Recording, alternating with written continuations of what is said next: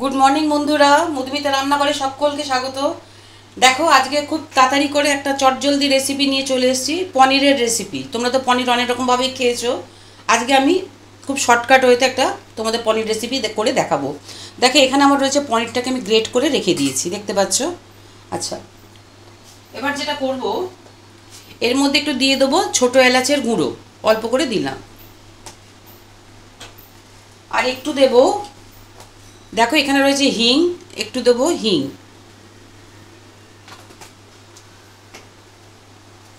আর একটু দেবো সানরাইজের শাহি গরম মশলা, খুব অল্প করে দেবো, খুব অল্প। আচ্ছা দেখো, আমি কিন্তু ফ্রাইং প্যানে আমি তেল চাপিয়ে রেখেছি গরম করতে দেওয়ার জন্যে। এবার যেটা করব, এখানে একটু মিশিয়ে দেবো অল্প করে ময়দা। লাগলে বুঝলে কিন্তু তখন আমি আবার দেব, অল্প করে দেবো।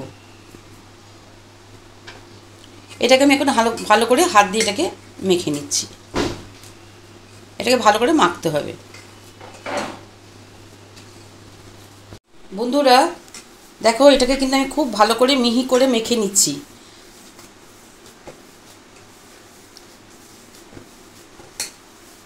এটাকে ভালো করে মেখে নিতে হবে।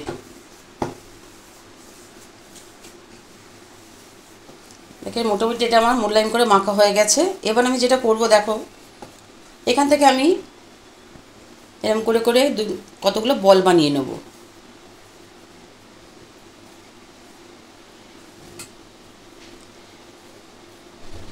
দেখো, আমি 4টে বল আগে বানালাম, একটু বড় বড় করেই বানাচ্ছি। আচ্ছা, এবার দেখো যেটা দেখাবো তোমাদের, এইখানটাতে রয়েছে আমার শুকনো ক্ষীর। ক্ষীরের মধ্যে রয়েছে এখানে আমার কিশমিশ কুচি আর আমন্ড কুচি দিয়ে একটা শুকনো ক্ষীর আমার এর মধ্যে করে রাখা আছে। এবার আমি যেটা করব, এটাকে আমি পকেট বানাবো, দিয়ে এর মধ্যে আমি অল্প করে করে একটু ক্ষীর ভরবো। এবার এটাকে ভালো করে আমি মুড়ে নেব।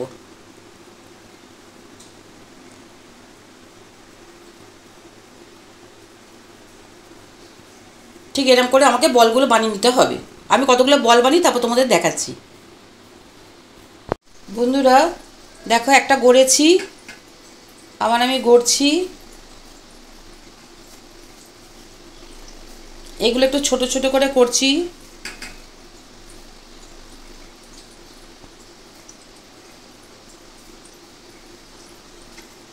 একটু বড় বড় করলে এগুলো ভালো হয়, ভাজি একটু বড় করেই করি।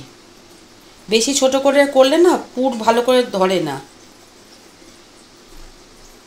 এটাকে একটু বড় করে করেই করলাম। ভালো করে এ করে নিতে হবে।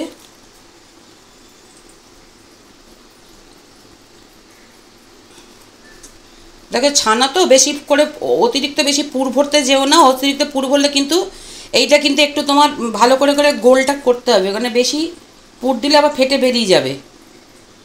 এটা এরকম করে দিলাম, দিয়ে যেমন করে এরকম করে মুড়ে নেবে, দিয়ে কিন্তু এ দেখো এটা কিন্তু হাতে করে না, এবার এরম করে করে পাকাতে হবে। পাকিয়ে কিন্তু পুরটাকে ঢোকাতে হবে, নাহলে কিন্তু ওপর থেকে ফেটে যায়। ছানার বলে কথা, ছানার সাথে করতে গেলে কিন্তু একটু ডেলিকেট জিনিস, এগুলোকে ভালো করে করতে হবে। তোমরা এরকম ইচ্ছে করলে অনেক রকম শেপ দিতে পারো, গোল দিতে পারো, চমচমের মতো দিতে পারো। এবার এরম করে করে ভালো করে আগে ঠেসে নিয়ে তারপরে এটাকে গোল করতে হবে, বুঝতে পারছো? এবারে তোমাদেরকে এরকম করে নিয়ে তারপরে গোলটা করতে হবে, নাহলে কিন্তু ফেটে যেতে পারে। তোমাদের আরেকবার ট্রিক্সটা দেখিয়ে দিচ্ছি। দেখো, এরম করে করলে করে এরম করে দিলে, এবার দেখো জিনিসটা কি বলছি। এরম করে বল করলে, এরম বল করে পকেট বানালে, এরম বাটি, এ দেখো এখানে ছানা তো এরকম ফেটে যায়। এবার করতে হবে কি, পুরটাকে অল্প করে দাও। এটা ছোট ছোট লেচি করেছি, এর জন্য পুরটা অল্প। এবারে করবে কি, দেখো আমরা কীরকম করি, ছানা তো কচুরি করতে গেলে এরকম করে মুড়ি তো। এবার দেখো, এরকম করে করতে গেলে তোমার কিন্তু ফেটে যাবে। এরকমভাবে আগে মুড়ে নাও, মুড়ে নিয়ে হাতের মধ্যে এরকম করে করে পাকাও। কতগুলো জিনিসের ট্রিক্স থাকে, এরকম পাকাও, তাহলে দেখবে এটা ভেতরে সুন্দর ঢুকে যাবে। এই দেখো, এবার এরকম ভালো করে ঢুকিয়ে দিয়ে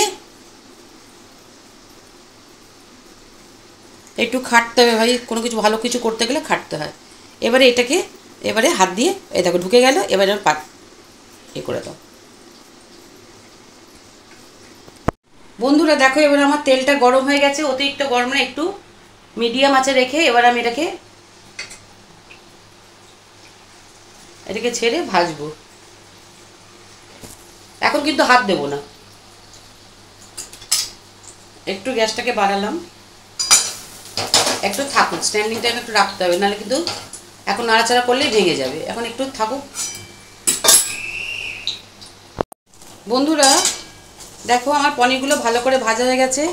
এখানে আমি ভেজে রেখেছি এই 4টে, আর এখানে দেখো আমি এটাকে ভেজে তুললাম। এবার আমি যেটা করব, খুব সামান্য আমি দেবো এর মধ্যে একটু, আচ্ছা আমি একটু আগে যেটা করবো, একটু তেল তুলে রাখবো। দেখো কিছুটা তেল তুলে রেখেছি, ওই তেলের মধ্যে দিয়ে দিচ্ছি অল্প একটু কালো জিরে।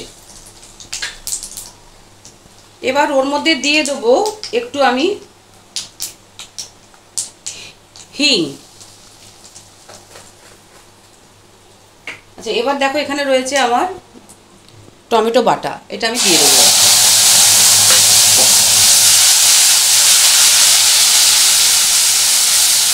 একটু গ্যাসটা বাড়িয়ে দিলাম।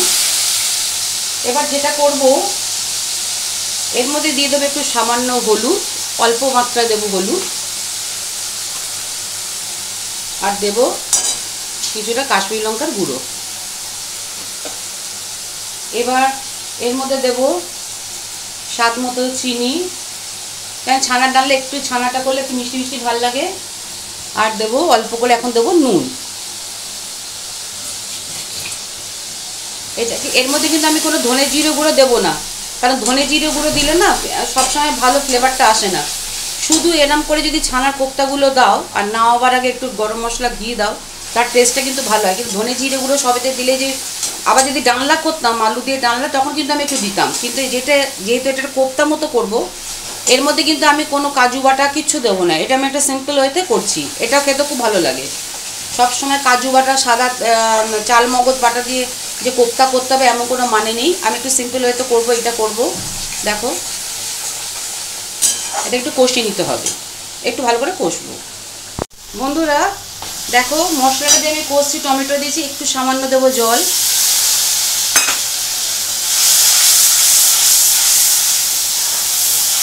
এটা একটু ভালো করে কষছি।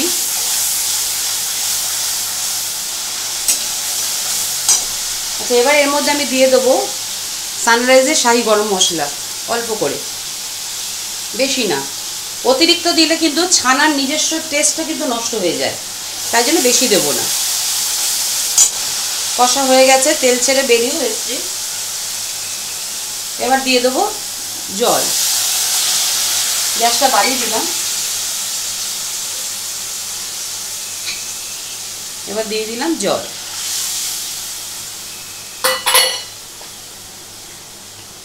এটাকে ভালো করে ফুটে দিতে হবে। একটু ভালো করে ফুটে উঠলে আমি এর মধ্যে ছানা কোপ্তাগুলো দিয়ে দেবো, একটু ফুটুক। বন্ধুরা দেখো, আমি 5 মিনিট বাদে এলাম, ঝোলটা টকবক করে ফুটছে। এবার যেটা করব, এই ছানার কোপ্তাগুলো আমি এর মধ্যে ছেড়ে দেবো।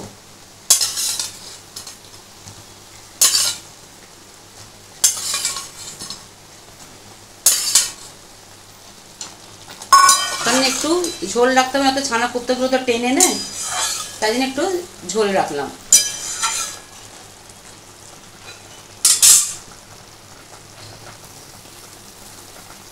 এটা হয়ে যায়, একটু ভালো করে ফুটুক আগে। এই অবস্থায় এসে কিন্তু নুন মিষ্টিটা চেক করে নিতে হবে। এটা একটু বাড়িয়ে রাখলাম, বেশি কমিয়ে রাখলে আবার ছানাগুলো মানে থপথপে হয়ে যেতে পারে, যার জন্য একটু বাড়িয়ে রাখলাম। যা ঝোলটা না টেনে নিই, একটু ঝোল শুদ্ধই নামাবো।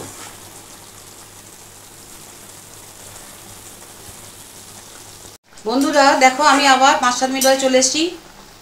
দেখেই বুঝতে পারছো কোপ্তাগুলো তো ভীষণ ভালোভাবে ঝোল ঢুকে গেছে। এবার কিন্তু আমি যেটা করব, এবার কিন্তু গ্যাস অফ করে দেবো, কারণ বেশি করলে কিন্তু ছানা একদম গলে যাবে। একটু ঝোল ঝোল রাখবো। এর মধ্যে একটু দিয়ে দিচ্ছি একটু সামান্য গরম মশলা।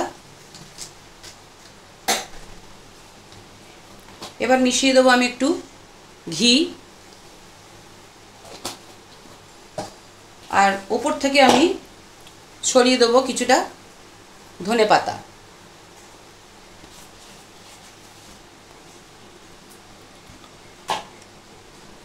এবার এটাকে আলতো হাতে এটাকে আমি নাড়িয়ে দেবো। এটা এবার আমি সার্ভ করে তোমাদেরকে দেখাবো।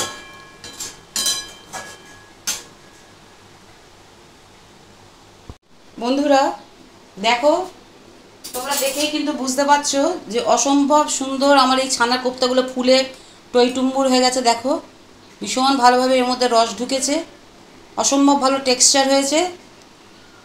দেখো দারুণ হয়েছে, মানে চেহারা দেখেই বুঝতে পারছি খুব ভালো হয়েছে। তো আমার রেসিপিটা তোমাদের আজকে কেমন লাগলো অবশ্যই তোমরা কমেন্ট করে জানাবে, আর ভালো লাগলে প্রচুর লাইক এবং সাবস্ক্রাইব করবে। তাহলে আজকের মতো আসি, আবার নিয়ে চলে আসবো তোমাদের জন্য নতুন কোনো রেসিপি।